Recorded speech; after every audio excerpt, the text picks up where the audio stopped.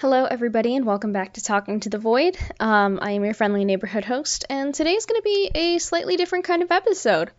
So, as you can tell by the title, this is about sad, but I don't mean the emotion, I'm referring to seasonal affective disorder. And based on the title, you can see that I'll be talking about seasonal affective disorder as it relates to summer. Now, for those of you not familiar with seasonal affective disorder, it's usually just a depressed mood that corresponds with a change in weather, and usually that happens in winter when, the days are shorter, there's less sunlight, people are not going outside as much, etc. So it's usually associated with the winter, and then people are in remission during the summer. For the record, this information is coming from my own personal research. There's a wealth of articles out there. However, seasonal affective disorder experienced in summer is not that well researched. It exists, like it's a documented phenomenon, but it is not well researched because it's just not as common or as well known or understood as the typical version that we think of in winter. So you might be wondering, why the heck am I talking about this in a Talking to the Void episode? Well, it's because recently I realized that I have a lot of symptoms of seasonal affective disorder as it relates to summer, and I thought that that was just really interesting. So I am not diagnosed. I am not attempting to diagnose myself. I am not attempting to diagnose anybody through this. I just want to share my own experiences and maybe shed some light on something that you might want to look into for yourself. So for some context, I have lived in a place that gets very, very hot in the summer, okay?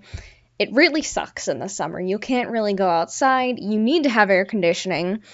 And it's just, even just getting out of your car to walk into a store to get groceries is just exhausting because of how freaking hot it is outside during the summer. And so that said, during the summer, you don't tend to go out a lot here. I mean, you might go out swimming perhaps, but in terms of like typical social activities that people like to do during the summer, think neighborhood barbecues and picnics and stuff. That just doesn't really happen here because of how dang hot it gets in the summer. That said, I spend a lot of time indoors, and having lived here for just about my whole life, I have a lot of experience. I have experienced several summers now, where, I don't really do a whole lot. I just kind of stay indoors. It was a little bit different as a kid because a lot of people had birthdays in summer, and so there were a lot of parties to go to. There was a lot of swimming, a lot of pool parties, but as I've gotten older, there's inevitably been less of that. So my experience with seasonal affective disorder in summertime, again, I'm not saying that I have it, I'm just saying this is something that I experience a lot of symptoms of. So if I say throughout this episode that I quote-unquote have it, I have not been officially diagnosed. I'm just identifying myself with some of the symptoms. Again, just my disclaimer. Several times throughout my life in the summer, I've gotten depressed. Like, a lot of my worst mental health moments have been in the summer.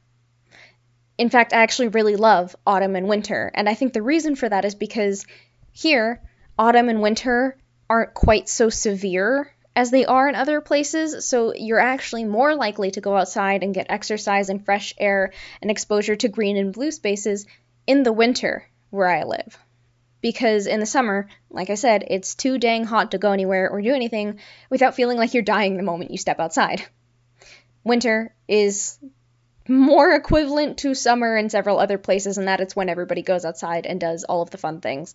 Admittedly, different kinds of fun activities because you're not going to be going swimming in that kind of cooler weather, but you can go outside in nature a whole lot more.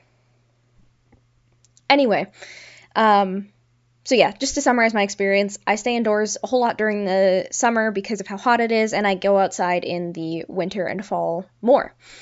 And that's all because of the weather and whatnot, and I think that has a huge impact on my mood, because I could probably go and find some research and put this in either the comments or the description of the video, but there is a lot of research to support how important going out in nature is and exposure to green and blue spaces. When you don't have that because you're stuck inside, it's inevitably going to impact your mental health.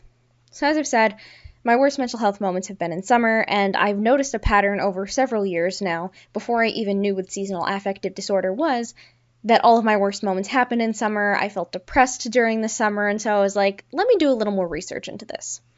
So where I'm at, it's begun to warm up, and with that change in the weather, I didn't correlate it at first, admittedly, but with that change in the weather, as it got hotter, I started feeling more depressed. I am still in school, so I, felt really unmotivated. I just didn't want to do any of my schoolwork. I just wanted to sleep. I didn't want to stay on top of, housework and chores and stuff, even though I really needed to.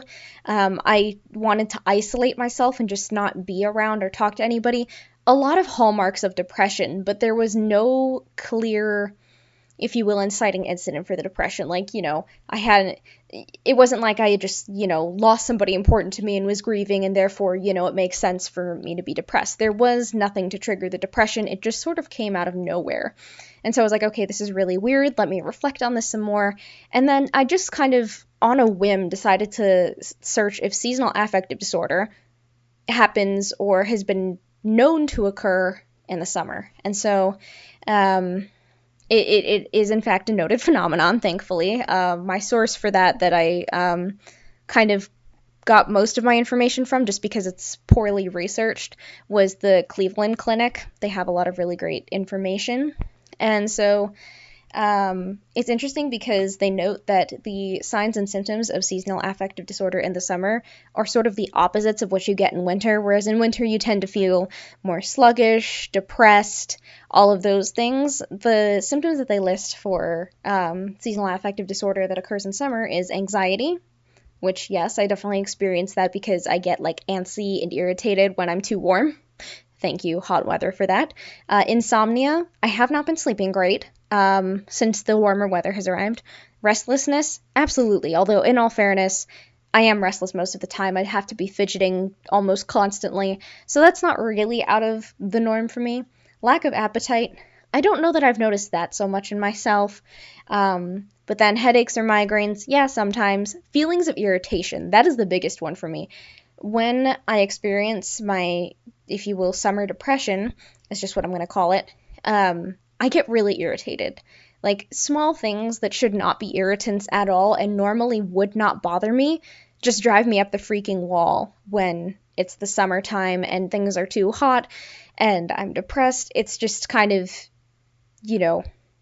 just another thing to deal with. It's like I'm already so preoccupied by the heat and how uncomfortable everything is that any other small annoyance is just too much for me. So feelings of irritation is the biggest thing for me, and it's really frustrating trying to control that because I don't want to be, snapping at everybody all the time. I want to be more in control. It's just nice to know, although I do still take responsibility for my actions and apologize when I've, done something wrong or said something that maybe I should have out of irritation.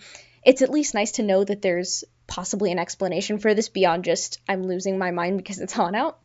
And then finally, lack of motivation. This is the signs and symptoms list that I'm going back to. Lack of motivation to go out and do anything. And that was absolutely what I experienced during the first week of warmer weather here where I live. So reading that was just incredibly validating because I was like, oh my goodness, there's a name.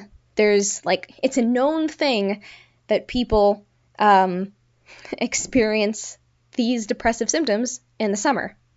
And then with some further research, I would have to go and find the actual statistics and whatnot. But in specifically the place where I live, it is a known thing that a considerable percentage of the population does experience this in the summer. Presumably because it's too hot to go outside, so you get trapped indoors and you don't get to go out and do a whole lot, and that contributes to depression and isolation and whatnot. Anyway, all of this long-winded rambling and explanation of my symptoms and whatnot is not to say, again, that I have seasonal affective disorder in summer or that you have seasonal affective disorder in summer. It's just to share my experience because I found it so validating to know that I wasn't just losing my mind every summer. There wasn't something fundamentally wrong with me, if that makes sense. So it was just nice to know. And in case any of you out there also struggle with the same thing, there might be a word for what you have, and so you can talk to your PCP and or your therapist or another mental health specialist, and just see if this is you. See if you have this in the summer, the seasonal affective disorder. In terms of treatment, obviously you're going to have your typical antidepressants and whatnot, but the Cleveland Clinic, I believe, did mention some things to help. So having a good routine is really important, although that's just kind of important for mental health in general. And let's see, you can keep a mood journal. That's always a good idea, just keeping track of how you're feeling and whatnot. And I mean, I will advocate for journaling till kingdom come, basically, because journaling has been so helpful for me. And I think that just getting your thoughts out onto paper or on a screen if you prefer to type or text or whatever, or, just speech to text, that as well. Journaling is just a really great way to get your thoughts out into a separate medium so they're not just all jumbled up in your head, and then you can process them more effectively once they're kind of outside of your head. Anyway, I'll get off my soapbox about mood journaling, but I think that that's really important. And then finally, staying cool is really important. With winter seasonal affective disorder, they tend to recommend, getting sun exposure, and that's why some people have those lamps or whatever that provide light for them to help with, their winter depression. The reverse is kind of true for seasonal affective disorder. It's not that you should hide in a dark room the whole time, because that's definitely not going to help, but don't spend excessive amounts of time in the sun is kind of the point. Yes, get your vitamin D, that's really important, but don't be spending excessive amounts of time out in the heat, because that will exacerbate your symptoms in all likelihood. So, all this to say, I really hope that this is more just sort of an informational thing in terms of what my own experiences is, a little bit that I've read, and hopefully if you identify with some of this, you're able to figure this out for yourself and make some decisions that will help you to live healthier in summer. So this is just sort of the beginning of my, if you will, journey, we'll call it, knowing now that I have not seasonal affective disorder, but a recurring thing that happens when it gets hot out, where I tend to get depressed and demotivated and things like that. So now that I'm aware about it, I'm going to keep better track of it. And if I find anything that really helps me, I will update you all either in the comments or with another video. But yeah, this was just kind of my rambly explanation for this Talking to the Void episode. Kind of a different one, but I hope you liked it, and please let me know what you think in the comments below. Thank you so much. I will talk to you in the next one, and I'm sending you all the love.